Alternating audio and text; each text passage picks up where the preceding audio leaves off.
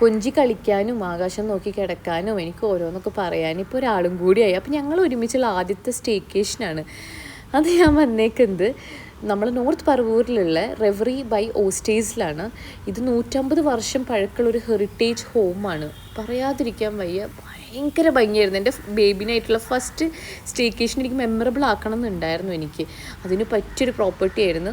4 ബെഡ്റൂമാണ് വരുന്നത്, വലിയ ഹോളും കാര്യങ്ങളൊക്കെ വരുന്നുണ്ട്. ആ പഴമ അതുപോലെ കാത്ത് സൂക്ഷിച്ചിട്ടാണ് കേട്ടോ ഈ ഒരു പ്രോപ്പർട്ടി ഉള്ളത്. പീക്കൂസ് ആണെങ്കിൽ ഭയങ്കര ഹാപ്പി, കളിച്ച് ചിരിച്ച് മയങ്ങി വീഴുമായിരുന്നു. ആളുടെ വല്യമ്മമാരും കൂടെ ഉണ്ടായിരുന്നു. വല്യമ്മമാരും പിന്നെ അടി വെച്ചിട്ടില്ല. പിന്നെ രാത്രിയൊക്കെ ആയപ്പോൾ ഞാൻ അവളെ സുഖമായി ഉറക്കി.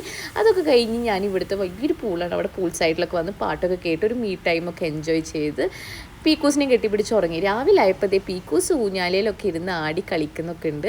അത് കഴിഞ്ഞ് നമ്മൾ മുകളിൽ പോവാം. 4 ബെഡ്റൂം ഉണ്ടെന്ന് പറഞ്ഞിട്ട് 2 ബെഡ്റൂം അടിയിലും 2 ബെഡ്റൂം മുകളിലുമാണ്. മുകളിൽ പോയപ്പോൾ അവിടെ കുറേ പ്ലേ ഏരിയാസൊക്കെ ഉണ്ട്, അതൊന്നും കളിക്കാൻ പറ്റിയില്ല. ബാൽക്കണി പോയി കുറേ നേരം ആ പ്രകൃതിയൊക്കെ ആസ്വദിച്ച് ഞാൻ അങ്ങനെ നിന്നിട്ടോ. ശരിക്കും എന്താ പറയുക, അത്രക്കും നല്ലതായിരുന്നു. ഇവിടെ ഈവൻറ്റ്സ് കണ്ടക്ട് ചെയ്യാനും ഒരു ഇൻറ്റിമേറ്റ് മാരേജൊക്കെ വെക്കാനൊക്കെ അടിപൊളി ഒരു സ്പോട്ടാട്ടോ ഇവിടെ.